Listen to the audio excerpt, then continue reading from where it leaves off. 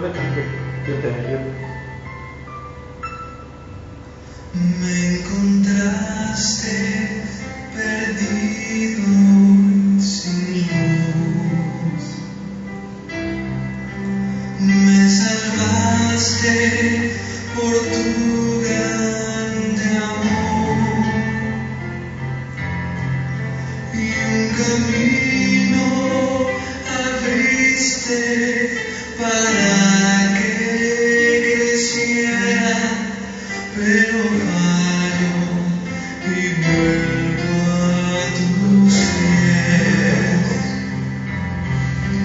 Búscame hasta que te encuentre yo. Llámame hasta que yo clame a ti. No me dejes quedar, Señor, te lo ruego. Búscame hasta que te encuentre yo. No hay nada escondido de ti. Me conoces mis pasos, tú ves. Y si vago delante, Señor, ten paciencia y escucha, te ruego otra vez. Búscame hasta que te encuentre yo. Llámame hasta que yo clame a ti. No me dejes quedar, Señor, te lo ruego. Búscame hasta que te encuentre yo. Quiero andar en tu luz y Repito, Padre Dios, en esta hermosa mañana, Jesús, queremos darte las primicias de lo que nuestro corazón, con toda voluntad, trae delante de ti, mi Dios. Permítenos acercarnos a ti, mi Dios, en esta hermosa mañana, en que nuevamente, Señor, tú nos vas a bendecir con tu palabra. Seguramente, Padre Dios, tú vas a preparar nuestros corazones para que en este momento nuestro corazón con toda humildad reciba, Señor Dios, la hermosa palabra que tú nos vas a dar el día de hoy. Padre eterno, yo te ruego y te suplico que este mensaje, mi Dios, que va a ser predicado, que está siendo predicado a través de este intermedio, mi Dios, y las gentes que amablemente busquen, Señor, algo de tu palabra en estos días, yo te ruego que tú respondas a todas sus inquietudes y preguntas, mi Dios. Tu palabra, Señor, ha sido tan debatida, tan discutida por muchas gentes de diferentes grupos religiosos, mi Dios. Todos alegan tener la verdad. Todos discuten que ellos son los únicos que tienen el verdadero Dios. Otros lo rechazan, otros lo niegan. Nosotros aquí, mi Dios, en este momento no discutimos nada. Solo pretendemos tomar las Escrituras. Tu palabra no viene, mi Dios, a esclarecer ni a aclarar nada. Tu palabra es tan clara, tan cristalina, tan diáfana, que solamente necesitamos la humildad del corazón para recibir la verdad. La verdad no alumbra, no ilumina en los corazones altaneros, altivos, que se prestan para debatir, para discutir la palabra, creyéndose ser maestros, cuando el único maestro es Jesucristo. Perdona, Señor Dios, que muchas veces actuemos de esa manera. Hoy queremos iniciar, Señor, una serie de estudios, sermones, que nos van a aclarar muchas cosas, mi Dios, en nuestra mente, relacionado a estos días, Señor, en que la gente, Señor, les llama el tiempo de Cuaresmas, de la Pascua y cosas como estas. No pretendo ser un maestro para nadie, mi Dios, porque no lo soy, simplemente queremos escudriñar las Escrituras. Tu palabra solo necesita la unción del Espíritu Santo, porque el Espíritu Santo es el único intérprete real y verdadero que puede guiarnos al conocimiento de la verdad. Jesús mismo lo dijo: conoceréis la verdad y la verdad os hará libre. Y Él mismo dijo: yo enviaré al Espíritu Santo, el cual os guiará a toda verdad. Así, confiamos pues en la alianza del Espíritu Santo para iniciar en esta mañana, en el nombre de nuestro Señor Jesucristo. Amén. Pues les damos la más cordial bienvenida a todos nuestros amados hermanos. Esta serie de sermones que primeramente Dios vamos a estar pues grabando para todos ustedes, para su delicia, para su placer espiritual. Esperemos que sea de grande bendición y pues gracias por visitarnos en esta página. Es un programa especial para nuestros amados hermanos de Internet. Y aun cuando hicimos la invitación extensiva para nuestros hermanos de la congregación, todos son bienvenidos. Así que iniciamos en el nombre de nuestro Señor Jesucristo. Vamos a empezar con un tema que en cierta medida es un tema polémico, que se ha prestado para muchos debates entre líderes religiosos, espirituales, entre judíos, mesiánicos, cristianos de diferentes denominaciones. Dado que de alguna manera las Escrituras son tan claras y específicas, pero puedo mencionarles algo que sucedió cuando el Señor Jesucristo estaba con los discípulos y Él les hizo una pregunta. Les dijo: ¿quién dice la gente que soy yo? No vamos a entrar en esos detalles, pero hay un punto ahí que ustedes van a darse cuenta por qué lo menciono. Así que los discípulos empezaron a decir lo que habían oído que la gente dice allá afuera. Le dijeron: bueno, pues unos dicen que eres Juan el Bautista resucitado, otros dicen que eres Jeremías el profeta, otros dicen que eres fulano de tal, en fin, un mundo de nombres que ellos mencionaron como profetas. Se puede uno dar cuenta que entonces allá afuera del entorno del ministerio del Señor Jesucristo con sus discípulos, allá afuera seguía la ignorancia y las tinieblas. Luego Jesús se dirige a ellos y les dice: bueno, eso dicen lo que la gente, eso me dicen que la gente dice de mí allá afuera, pero ahora, ¿ustedes qué dicen? Entonces vemos que los discípulos se quedaron totalmente callados, nadie dijo nada. Entonces, ¿qué fue lo que sucedió? Sucede entonces que Pedro inmediatamente, como quien dice, brincó y dice: tú eres el Cristo, el Hijo del Dios viviente. Jesús dijo: bienaventurado eres, Simón Pedro. Y miren las palabras, aquí es donde está el meollo. Bienaventurado eres, Simón Pedro, porque no te lo reveló carne ni sangre, sino mi Padre que está en los cielos. ¿Qué quiere decir eso? Que la palabra de Dios, las Escrituras, nunca jamás se van a entender por carne y sangre. Recordemos dos cosas: la mente de Dios, la naturaleza de Dios es infinita, inescrutable, no se presta para que cualquier persona, con el afán de satisfacer su carnalidad, su ego de mucha sabiduría y mucho entendimiento, la palabra no se presta así para que sea revelada o interpretada, dígase así también. De modo que se necesita, como Jesús le dijo a Pedro: mi Padre te lo reveló. Necesitamos al Espíritu Santo, que es el que nos da la revelación de toda Escritura. No se puede entender con una mente finita, hermanos míos. Nuestra mente es finita. Por ser finita, no puede empatizar con la infinitud de Dios.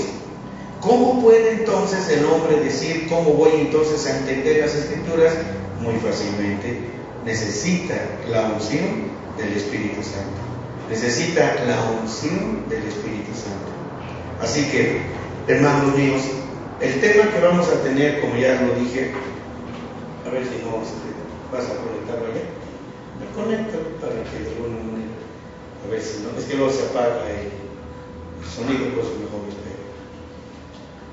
Luego como que se mueve. Creo que hay que disculpen un momento. Entonces, el tema que tenemos es, como ya lo dije, todo esto relacionado a la Pascua, relacionado a las fiestas. ¿Por qué el pueblo de Israel celebraba estas fiestas? Hablamos de 7 fiestas. Nuestro tema que vamos a tener el día de hoy para dar inicio a esta serie de estudios se llama las 7 fiestas de Israel. Las 7 fiestas de Israel. Las fiestas que ellos hasta la fecha todavía celebran, algunas de ellas. Algunas ya no las celebran. Pero también dentro del cristianismo hay tantos debates. Por ejemplo, si la Semana Santa es exactamente en marzo, en abril, ¿por qué se mueven las fechas? Y luego viene también otra pregunta: ¿por qué celebrar la Navidad? ¿Por qué celebrar la Semana Santa en esas fechas? Cuando que sabemos que no es así, que es así, que es de esta manera. Amados hermanos, que Jesús murió en tal día y que resucitó tal día. Así que todo este tipo de cuestiones vamos a ir soslayándolo, buscando en las Escrituras la verdad revelada a través del Espíritu Santo de Dios, y vamos a aprender muchas cosas. Es obvio que lo que ustedes van a escuchar, mis hermanos, estará lleno de textos bíblicos para que ustedes no tengan ninguna inquietud, ninguna duda. Así que empezamos a observar, por ejemplo, en 2 de Timoteo capítulo 3, versículos 16 al 17, o 16 y 17, leemos de esta manera: toda escritura es inspirada divinamente y útil para enseñar, para redarguir, para corregir, para instituir en justicia, para que el hombre de Dios sea perfecto, enteramente instruido para toda buena obra. Hermanos, en su segunda epístola el apóstol Pedro escribió estas palabras en 2 de Pedro capítulo 1 versículo 20 y 21. Dice así: entendiendo primero esto, que ninguna profecía de la Escritura es de particular interpretación, porque la profecía no fue en los tiempos pasados traída por voluntad humana, sino los santos hombres de Dios hablaron siendo inspirados del Espíritu Santo. Hermanos, puesto que en el capítulo 23 de Levítico es parte de toda Escritura, y puesto que fue inspirada por Dios y escrito bajo la unción del Espíritu Santo, sabemos que Levítico 23 es útil para quienes estamos a este lado de la cruz en la edad de la iglesia cristiana, así como lo que fue antes de la cruz en la edad de la iglesia judía. Las 7 fiestas de Israel son un tipo y una sombra de Jesucristo. Algunos vieron su cumplimiento en el sacrificio de Él mismo en la cruz del Calvario en su primera venida, y algunas serán cumplidas cuando Él venga por segunda vez. Proféticamente, entonces, representan fases de experiencia en relación con la primera y segunda venida de Cristo. Una de las cosas que a mí me llaman mucho la atención y me dejan asombrado, pero un asombro negativo, un asombro que hasta cierta medida puedo manifestarles que me llena de indignación, es cuando mucha gente, específicamente los judíos, nuestros amados hermanos judíos, por los que siempre debemos estar orando por ellos, no importa sus condiciones, no importa su situación política, económica, espiritual, religiosa. Nuestro deber como gentiles redimidos por la sangre de Jesucristo es orar por ellos, pedir que Dios traiga una bendición grande sobre ellos. Mayormente, ¿cuál es esa bendición? La luz del conocimiento del verdadero Mesías en su vida antes de que sea demasiado tarde. Pero a mí me disgusta una cosa y me llena de indignación cuando ellos tratan de desmentir la originalidad del Hijo de Dios, el Señor Jesucristo. Ellos lo tratan de una manera como un falso, como un hipócrita, como un Dios falso, alguien que vino a usurpar, un Mesías que está por venir. Pero amados hermanos, hay algo que acabo, por ejemplo, de mencionarles. Las 7 fiestas de Israel, como ya les dije a ustedes, son un tipo y una sombra del mismo Señor Jesucristo. ¿Qué quiere decir esto? Que no solamente a través del tabernáculo Dios dejó toda una amplia gama de demostraciones y de identidad, de identificación que se asemeja en toda su totalidad al Señor Jesucristo. Las 7 fiestas nos hablan específicamente de Él mismo, del Señor Jesús. Esto es una demostración clara de que Dios trató con el pueblo de Israel de anticiparles a ellos una manera y muchas formas y maneras en que el pueblo de Israel identificaría el día de mañana, es decir, cuando Jesús nació de la Virgen y vivió su ministerio público por 3 años y medio. Todo eso ajustaba perfectamente con el Hijo de Dios. Ellos dan una panorámica de algunos acontecimientos de la historia antes del nacimiento de Jesús, y ellos asimilan a estos personajes en muchas cosas relacionadas, por ejemplo, a su nacimiento. Fueron de buen corazón, hicieron oraciones y creo que hasta milagros hicieron, y algunas cosas más. Pero estos hombres que ellos quieren asemejar al Señor Jesús y ponerlo también en el cuadro de los falsos mesías, esos hombres anteriores que acabo de mencionar y que los judíos saben a quiénes me estoy refiriendo, no ajustan perfectamente ni con el cumplimiento de las 7 fiestas de Israel, ni tampoco encajan en la forma perfecta con la descripción de todo el mobiliario, construcción y materiales con que estaba construido el tabernáculo, que todo esto estaba asemejado total y absolutamente al mismo Señor Jesucristo. Es una blasfemia sin paralelo hablar, mis hermanos, como dije al principio, hablamos lo que no conocemos, hablamos lo que no nos ha sido revelado mediante el Espíritu Santo, hablamos mediante la incapacidad que nosotros tenemos cuando no vivimos bajo la cubierta de esa gloria y de esa hermosura de la sangre cabot de Dios, que nos da la capacidad para entender toda palabra. Así que miren, mis amados hermanos, estas 7 fiestas también esbozan un bello cuadro del crecimiento cristiano para alcanzar la completa madurez en la estatura de Jesucristo. Por tanto, déjenme decirles, es importante para nosotros estudiar y entender esta porción de la preciosa palabra de Dios. Con el entendimiento, mis hermanos, viene una sensación creciente de temor reverente y de un asombro por la inefable palabra de Dios, la cual es tan completa y sin tacha, aún en el más mínimo detalle sobre el plan maestro de Dios para con el hombre. Hermanos, cuanto más podemos ver y contemplar y entendemos el infinito plan maestro de Dios, tanto más nuestras almas exclaman: ciertamente esta es la palabra de Dios.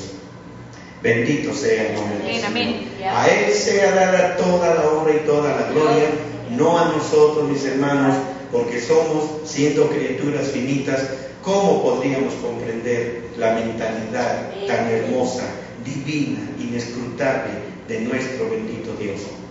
Bien, iniciemos con una de las 7 fiestas que el pueblo de Israel celebraba o celebra, pero bueno, no quiero entrar en detalles acerca de la tan marcada rechazo que ellos demuestran a través de seguir celebrando estas fiestas.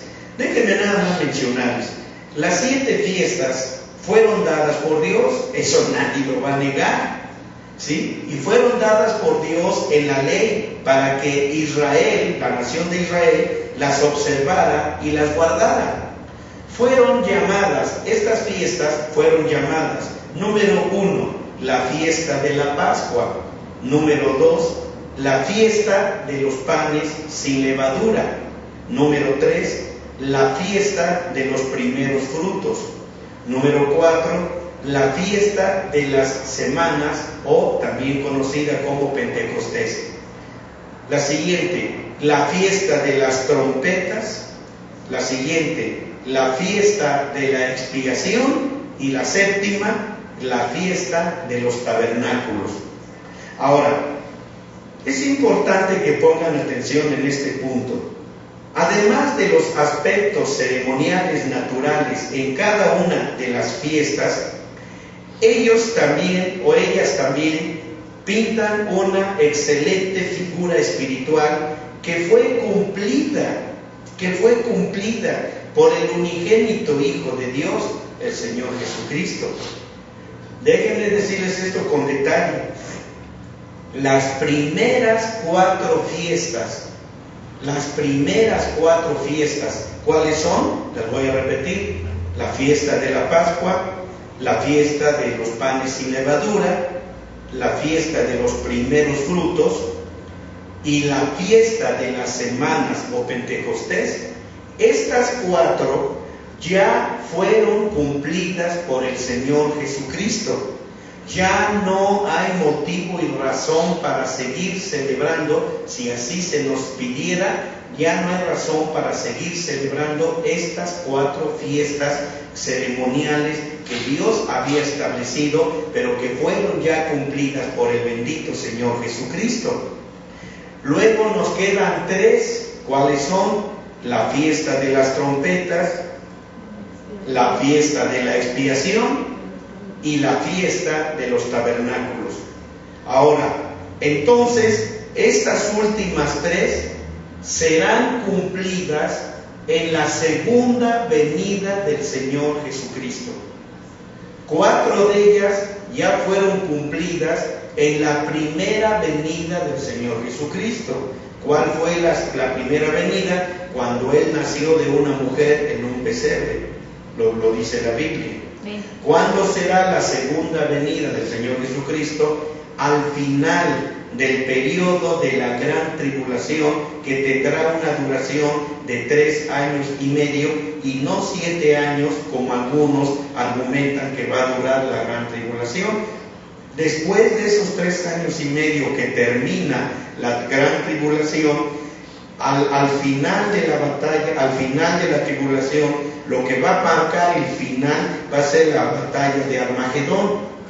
La batalla de Armagedón será la última batalla que el hombre, en su intento por destruir a Dios, ellos harán todo lo posible por destruir a Dios, pero ustedes se darán cuenta bíblicamente, esto nunca va a ser posible. Así que cuando la batalla de Armagedón se prepare en la tierra, que va a ser lo que va a marcar el final de la gran tribulación de 3 años y medio, entonces los cielos se abrirán, y como lo describe en el capítulo 19 de Apocalipsis, entonces ahí aparecerá el Rey de Reyes y Señor de Señores, el Señor Jesucristo, el esposo celestial, que vendrá a esta tierra con el ejército celestial, que será exclusivamente la esposa del Señor Jesucristo. Algunos dirán, sí, la iglesia de Cristo vendrá con él. Sí, es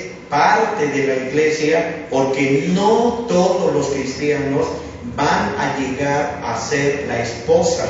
Esto lo hemos estudiado y yo invito a mis hermanos, ¿verdad?, para que ellos a través de YouTube ellos puedan obtener toda la información en una gran cantidad de predicaciones, estudios que hablan sobre la venida del Señor Jesucristo, sobre Apocalipsis. Pueden ustedes visitar esa página en YouTube, solamente pueden poner la página en YouTube donde pueden buscar ahí Apocalipsis y MEC, Apocalipsis y MEC. Inmediatamente, ¿verdad?, los va a mandar a donde está toda esa serie de predicaciones donde ustedes pueden aprender.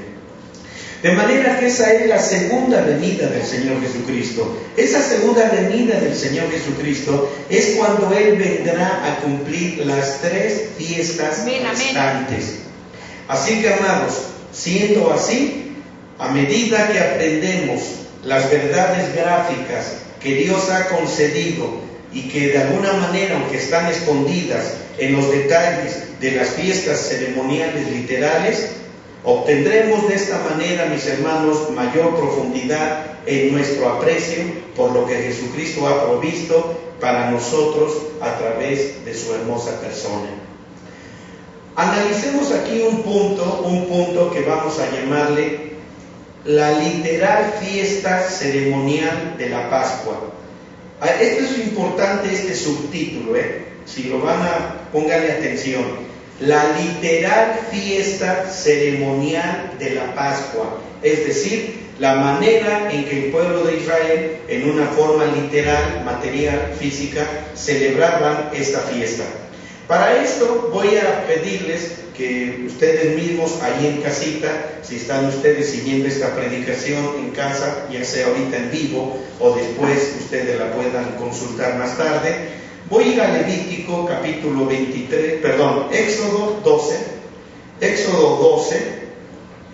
del 1 al 11.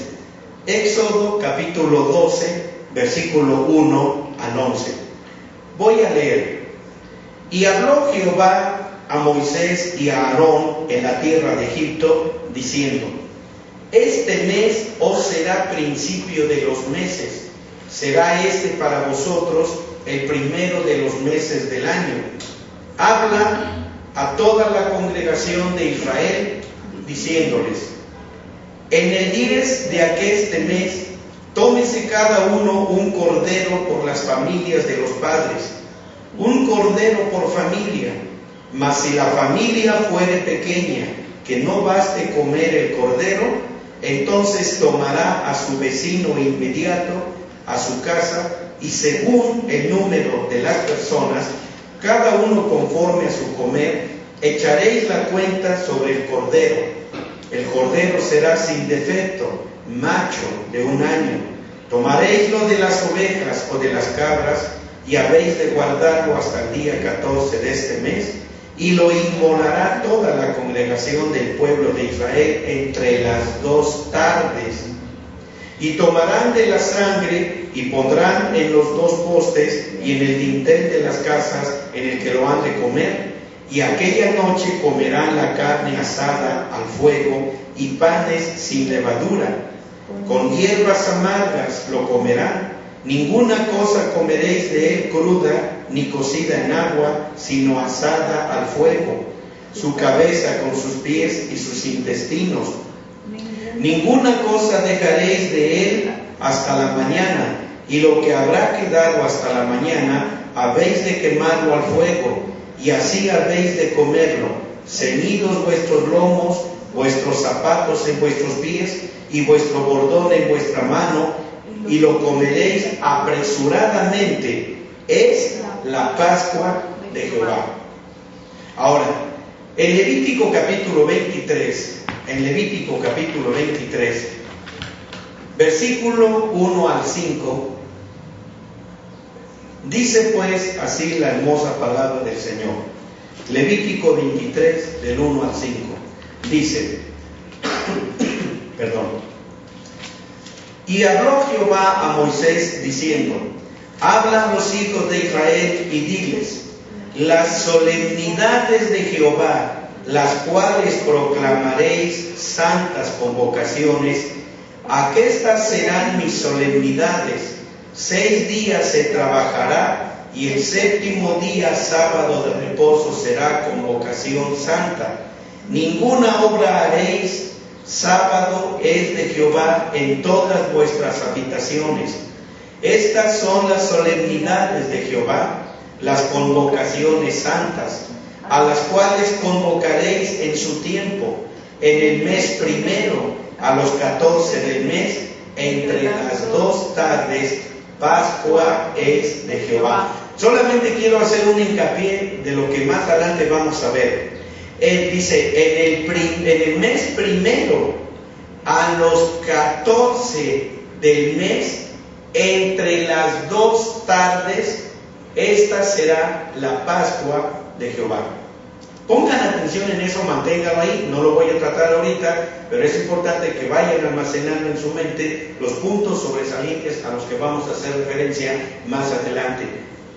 La fiesta de la Pascua, hermanos míos, fue así llamada porque Jehová Dios cubrió las puertas de Israel, sobre las cuales la sangre del Cordero había sido aplicada para defender y proteger a Israel de la plaga y del ángel de la muerte en Egipto. No quiero entrar en otros temas, pero ya que hemos estado trabajando algunos temas entre semana y hemos hablado sobre esta sangre que tenemos aquí, hemos hablado sobre esta sangre, lo que Dios estaba haciendo con el pueblo de Israel al permitir que ellos pusieran una marca de sangre en los postes y en sus dinteles, era exactamente una cobertura de gloria cabot para que ellos estuviesen resguardados y cubiertos, cercados, protegidos por la destrucción que iba a venir por parte de Dios en la tierra de Egipto. Así que, como pueden ustedes darse cuenta, la primera fiesta de la Pascua la encontramos descrita, como ya lo vimos, en el capítulo 12 del libro de Éxodo. Y ahí fue instituida cuando todavía los hijos de Israel estaban detenidos en Egipto. Pongan atención en este punto, porque estoy a punto de hablarles después, no ahorita. Quiero terminar este primer tema relacionado a la Pascua, pero después quiero hablar con ustedes o compartirles el asunto de lo que representa para muchas congregaciones la comunión o la Santa Cena, como les dicen.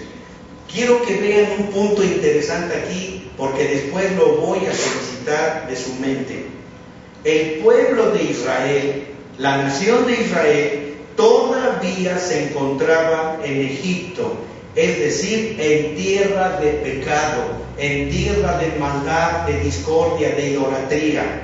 Así que el Señor Jesucristo, nuestro Dios, Él fue el primero quien instituyó esta fiesta o esta celebración de la Pascua. Así que el Señor Jehová había visto la aflicción de su pueblo y había escuchado su clamor y había bajado para liberarlos de esa tremenda esclavitud egipcia y llevarlos a una tierra buena, como lo dice en Éxodo 3, 7 y 8, a una tierra que fluye leche y miel. La fiesta de la Pascua, hermanos míos, fue el principio no solo de la libertad física de Israel cuando salió de Egipto, sino que también habla de su liberación de la esclavitud espiritual y de la depravación idolátrica abundante que había en la nación de Egipto. Así que la Pascua trajo 2 efectos: la liberación física y literal o material de la nación de Israel, como también de la liberación espiritual en la que ellos se encontraban sumergidos en esa ciudad de Egipto llena de depravación idolátrica. Hermanos, el Señor quiso que Israel quedara libre de toda influencia pagana para poder de esta manera consagrarse, miren bien, para consagrarse completamente al servicio del verdadero y viviente Dios, Jehová de los ejércitos. Bendito su santo nombre. En el mes de la Pascua habría de ser el primero de los meses. Ahora, aquí hay algo muy importante. Fíjense bien, yo voy a tratar de ir dándoles los conceptos para que lo vayan comprendiendo mejor. Si ustedes se dan cuenta, en el momento en que Dios vino al pueblo de Israel mediante su libertador Moisés, Dios ya sabía perfectamente, y la nación de Israel sabía también perfectamente, que simplemente el transcurso de los años, de los meses y los días eran una fecha totalmente diferente a la que Dios estableció cuando dijo: este será el principio del año y el principio del mes.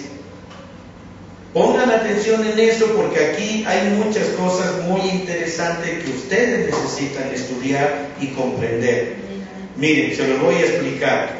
Suponiendo nosotros estamos ahorita, suponiendo hoy, estamos a 9 de marzo del año 2012. Si hoy viene, supongamos, si hoy viene el arrebatamiento de la iglesia, empezará ante Dios el primer día del mes y el año 0. Hoy, si hoy viniera el rapto. ¿Sí lo estoy dejando claro? Por ejemplo, supongamos, vamos a hacer un ejemplo. En el momento que la nación de Israel, estando esclavizada en Egipto, digamos que es el año 2000, un ejemplo, para que lo entiendan. Digamos que es el año 2000. Es el año 2000 del mes de julio del 2000. Y resulta que el Señor le dice a Moisés: hoy ustedes van a salir de Egipto. Empiecen a contar desde hoy como el año 1 o año 0 del mes 1 y del primer día del mes. Ya no es 2000 del mes de julio, del 15 de julio. No, todo cambió. Esto es muy importante. Una vez que se lo estoy mencionando, escúchenme. El mes de la Pascua obviamente tenía que ser la primicia, tenía que ser considerado como una primicia. Ellos, los judíos hasta la fecha, se rigen por 2 calendarios. Fíjense, el primer calendario por el cual ellos se rigen es el calendario, dígase, civil. Un ejemplo, no tengo exactamente las fechas. Un ejemplo, digamos que para el pueblo de Israel ahorita sea, por ejemplo, el año 5000. Sería bueno entonces preguntarle: bueno, para ustedes es el año 5000 civil, o es el año espiritual. Entonces ellos van a poder decir algo como el ejemplo que estoy diciendo. Bueno, estamos en el año 5000 civil, pero en el año espiritual estamos, un ejemplo, estamos en el año 2000. Es un ejemplo. Espero que entiendan eso. O sea, ellos se rigen por 2 calendarios. ¿Cómo se aplicaría esto en nuestra vida espiritual? Es exactamente igual, y sin embargo ustedes nunca lo han pensado, ni son tan celosos como los judíos en llevar un calendario como el que les voy a mencionar. Número 1, yo nací en 1955, literalmente, físicamente, materialmente. Pero yo acepté a Jesucristo en 1968, que es cuando empezamos a ir ahí a esa misioncita. Ahí yo tuve un encuentro con Cristo. Entonces hay 2 calendarios para mí que debo respetar. El día de mi nacimiento literal, pero el más glorioso es el año en que yo nací espiritualmente. Ahora lo entienden, cómo es que ellos se rigen por 2 calendarios. Amén. Maravilloso, ¿no? Así que entonces, mis hermanos, Israel debía computar su tiempo espiritual a partir de la hora de su liberación espiritual. O sea, ellos debían fechar en su vida cuando fueron liberados espiritualmente, así que ellos manejan dos calendarios diferentes, como deberíamos nosotros de celebrarlo también. No sabíamos. ¿Ah? Bueno, ahora aquí vamos a entrar nuevamente. La señal de la luna nueva en los cielos y la señal de la sangre del Cordero de la Pascua en la tierra serían los testigos del principio de su redención nacional. Escúchenlo otra vez. La señal de la luna nueva en los cielos y la señal de la sangre del Cordero de la Pascua en la tierra, que estamos hablando, oiganlo bien, la luna nueva en los cielos, unida a la sangre del Cordero en los postes y en los dinteles, estos serían los dos testigos universales de Dios y eternos, dando una demostración de que serían los testigos del principio de la redención nacional del pueblo de Israel. Este fue el principio de su nuevo nacimiento como una nación y por lo tanto el principio de su nuevo año espiritual.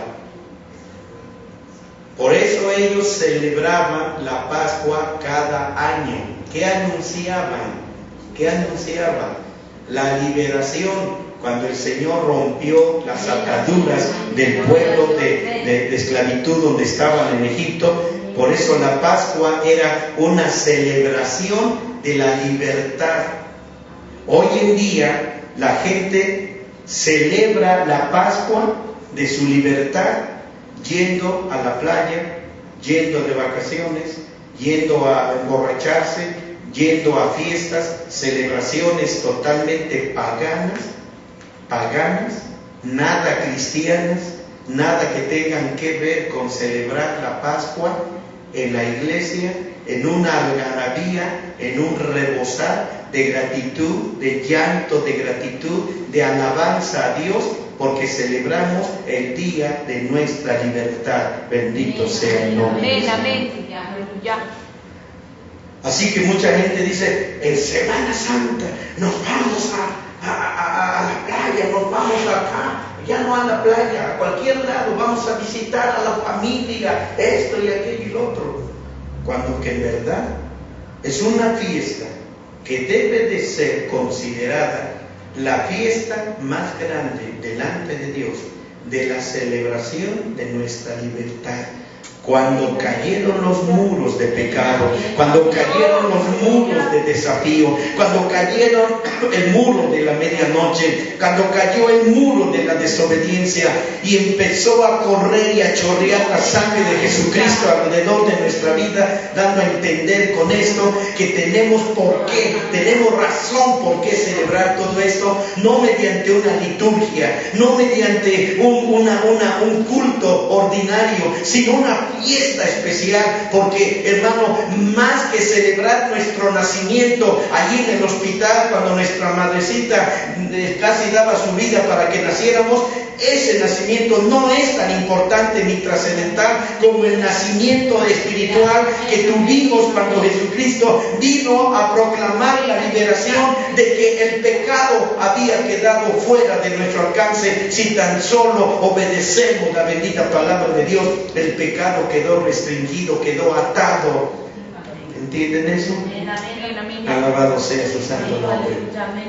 Así que, amados hermanos, para que haya plenilunio, para que la luna pueda experimentar la plenitud de luz, tiene primero que pasar a través de fases de tinieblas y oscuridad. Como luna nueva, habrá luchado para abrirse camino, por así decirlo, para ascender hasta la fase de luna llena, y así encontrar completa unión con los frescos, nuevos, brillantes, iluminantes rayos dadores de vida que proceden del sol.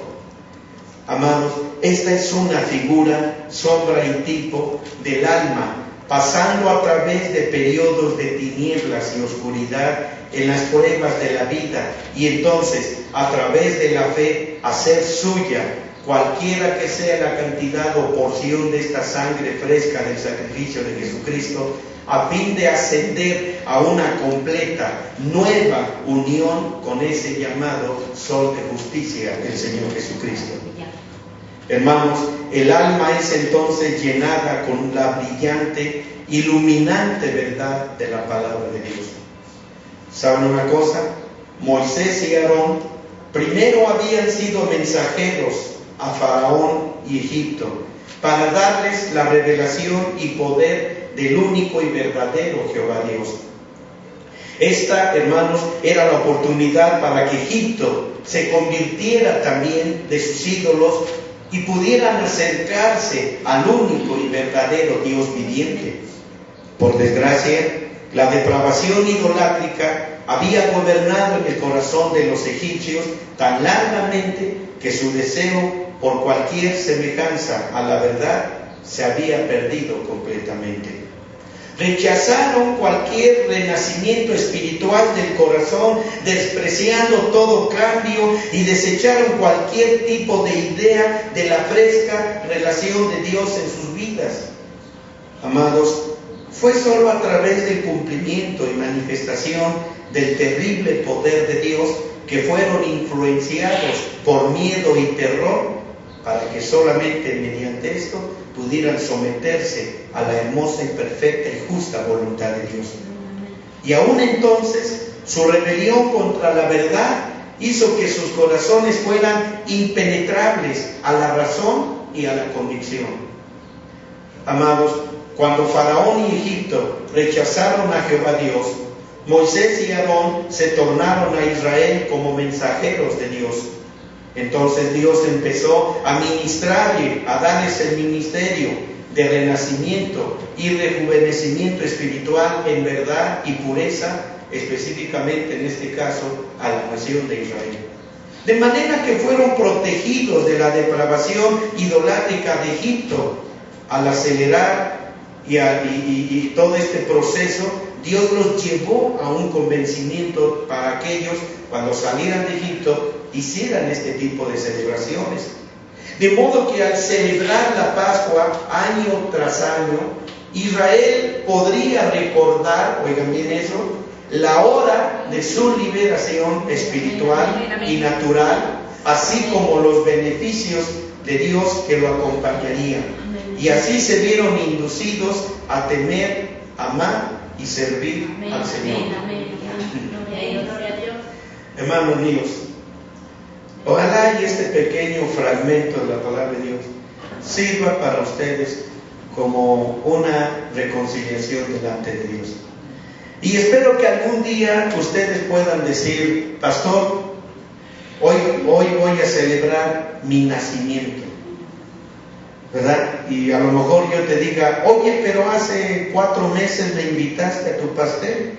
Y usted me diga: sí, pastor, pero ahora es un pastel para celebrar el día que Cristo rompió mis cadenas. Amén.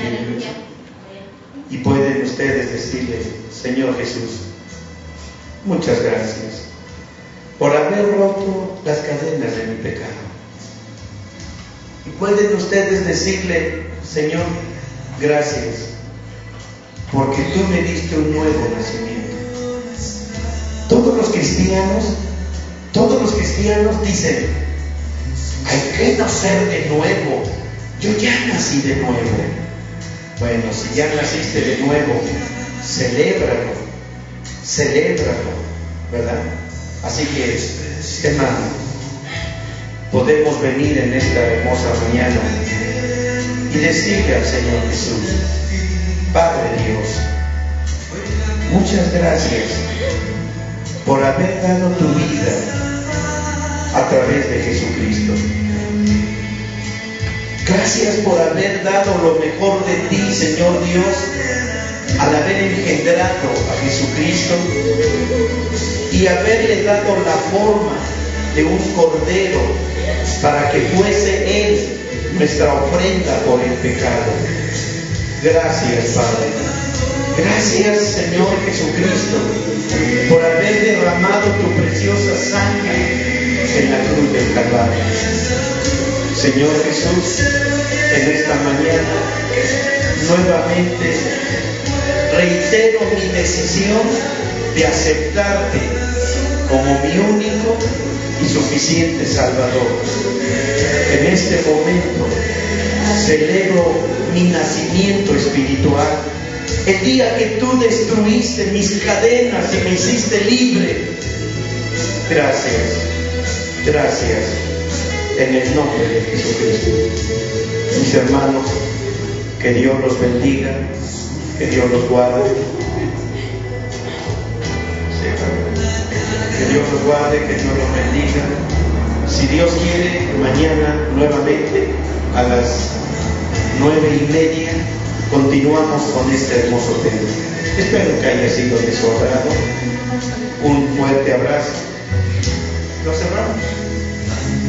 Con un fuerte abrazo para que ustedes reciban bendición. Espera, mira, para que quede la música como poco.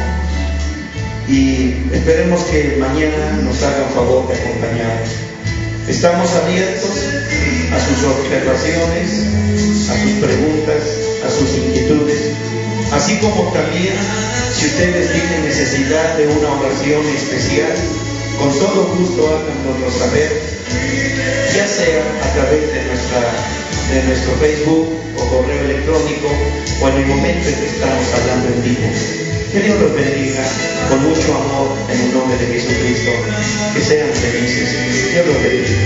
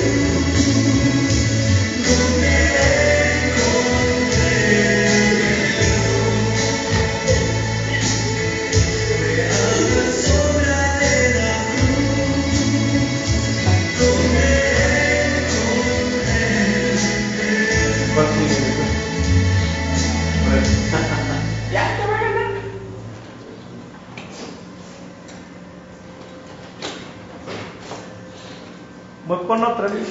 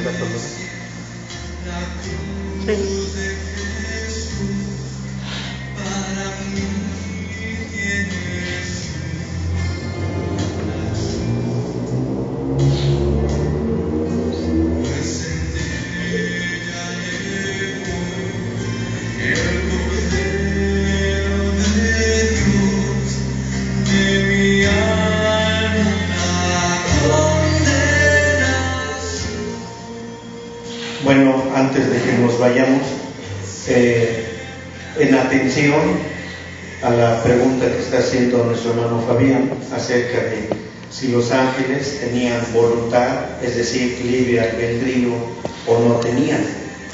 Y su pregunta de él es de cómo es que si tenían voluntad, ¿verdad?, desobedecieron a Dios para unirse a la rebelión que Leviatán estaba haciendo en el cielo. Déjenme decirle una cosa, hermano Fabián. Dios es el origen, la causa, el principio de principios de todo lo existente, tanto en el pasado, en el presente y en lo futuro. Si Dios es la causa, principio eterno, principios eternos, entonces sabemos que si Dios fue el modelo y el patrón excepcional, único y exclusivo, para que a través de Él todas las cosas existieran y fueran, por así decirlo, réplicas o fuesen facsímiles de quién y cómo es Dios.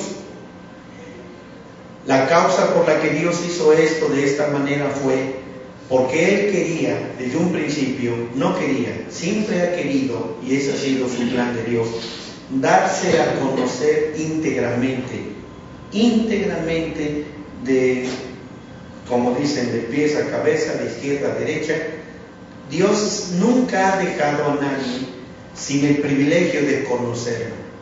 Entonces, cuando Dios hizo la creación, tanto angelical como de espíritus y almas, a todos los tuvo que hacer en una semejanza de Él. ¿Qué quiero decir?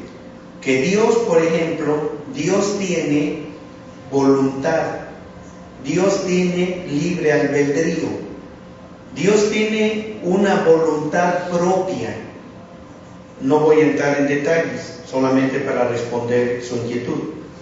De modo que si Dios es el primero que cuenta con voluntad, y la voluntad siempre va a ser libre albedrío, entonces cuando Él creó las almas, los espíritus y a las cortes angelicales, también los hizo con un libre albedrío o una voluntad propia. Esto nos deja saber que Dios jamás ha intentado forzar, obligar a nadie para que se le sirva y lo sigan.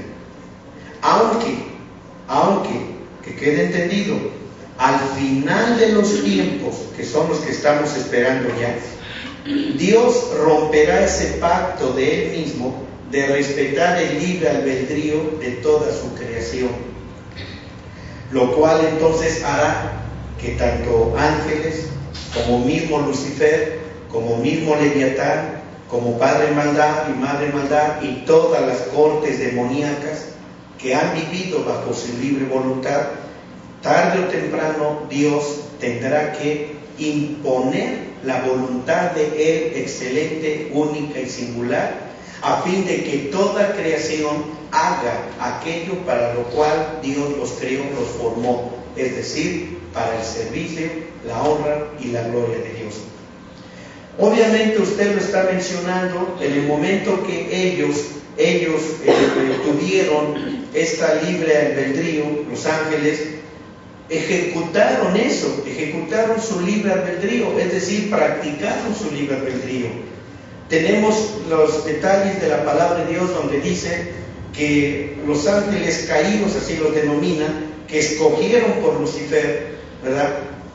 Obviamente cayeron juntamente con él, pero hubieron ángeles que valoraron su estadía, su presencia ante la inminente presencia de Dios. Lo valoraron como algo invaluable y decidieron unirse en una batalla en favor de Dios para guerrear contra las huestes de Satanás. Por esto es por lo que los ángeles tienen ese libre albedrío como nosotros lo tenemos, porque ¿quién es el primero que tiene libre albedrío? Es Dios. Claro, no voy a entrar ahorita en el asunto de qué es la voluntad de Dios y cómo trabaja la voluntad de Dios. Es otro tema que gracias a Dios puedo hablar con ustedes, pero es maravilloso la pregunta que el hermano Fabián está haciendo, porque a través de esto nos deja conocer más de Dios. Sí. Dice que por qué no los destruyó y prefirió enviarlos al infierno, si al hombre lo destruyó con el diluvio y en Sodoma y Gomorra al desobedecerlo, ¿por qué a ellos no? Al principio, ¿cómo dice? ¿Por qué no los destruyó Dios prefiriendo enviarlos al infierno? ¿Y por qué al hombre sí lo destruyó con el diluvio o en Sodoma y Gomorra cuando lo desobedecieron? Desde un principio, la palabra de Dios nos enseña acerca de que Dios tiene juicios justos, santos, perfectos. Si ustedes se dan cuenta, la palabra de Dios nos enseña claramente que Dios siempre ha sido un Dios de muchísimas e innumerables oportunidades, porque claramente también lo manifiesta cuando dice: Dios vino a salvar y no a condenar. El hecho de que las naciones, como dice el hermano, que fueron destruidas como Sodoma, Gomorra, etcétera, fueron naciones que previamente de alguna manera Dios tuvo que haberlo hecho, dada la necesidad de que el peso del pecado de esas naciones había llegado a exceder lo tolerable en la voluntad de Dios y tuvo que destruir. Dios nos sigue tolerando todavía aún en nuestros días, a pesar de que somos lo más vil y despreciable. Aún así Dios simple y sencillamente busca salvarnos, y no importa que hasta el último instante de nuestra vida de maldad y pecado, Dios siempre tendrá una preciosa gota de sangre redentiva para salvar a esa alma. Pero por ejemplo, aquí la palabra de Dios dice algo, hermano Fabián, déjenme buscar aquí, en el capítulo 25 de Mateo, esto responde probablemente a lo que usted está mencionándome. En el versículo 41, capítulo 25 de Juan, versículo 41, dice: entonces dirá también a los que estarán a la izquierda: apartaos de mí, malditos, al fuego eterno. Fíjese bien, hermano, al fuego eterno preparado para el diablo y sus ángeles. La Biblia dice que Dios no hace acepción de personas. Déjeme decirle algo que es un poquito pesado, hermano. Si Jesús, el único Hijo de Dios, engendrado por Dios, el unigénito Hijo de Dios, el primogénito Hijo de Dios, hubiese desviádose de su caminar, si se hubiera enamorado de las mujeres, si se hubiera enamorado del placer terrenal, si se hubiera enamorado tan solo de una casa, de un terreno, si se hubiera enamorado del dinero y hubiera abandonado el ministerio que Dios le había dicho que viniera a cumplir y que Él, mediante un pacto eterno, había hecho con el Padre, con su Padre. Pero si Jesús se hubiera desviado, porque Jesús también traía una voluntad libre para hacerlo, y Él se hubiera desviado, déjenme decirle, ¿qué hubiera hecho Dios el Padre con su único Hijo engendrado? Lo hubiera perdonado, ¿verdad? Lo hubiera disculpado de haber caído en el más vil y despreciable lodo del pecado, simplemente porque era el Hijo engendrado. No. También lo hubiera enviado a juicio de prisiones eternas. Dios no hace acepción de personas. Dios no consiente a nadie. No consintió a los ángeles, la Biblia lo dice. Y si quiere usted más, déjeme llevarlo a Judas. En el libro de Judas, antes de Apocalipsis. Ahí tenemos Judas. Y mire bien lo que dice la palabra de Dios, mi hermano Ramírez, eso no se me pega, hermano Fabián. Mire bien, hermano Fabián, lo que dice aquí la palabra de Dios en Judas, versículo 6. Judas, versículo 6, 1:6, porque no tiene más que un capítulo. Dice aquí: y a los ángeles que no guardaron su dignidad, mas dejaron su habitación. Oiga bien, hermano, oiga bien. Dios mismo los ha reservado, están reservados debajo de oscuridad, en prisiones eternas, hasta el juicio del gran día. Así que, mi hermano, espero que esto dé respuesta a su inquietud. No sé si hay otra cosa más o tenga que añadir algo más, con mucho gusto dígalo. Usted sabe que soy materia dispuesta para estar aquí si quiere todo el día, y lo hago con gusto.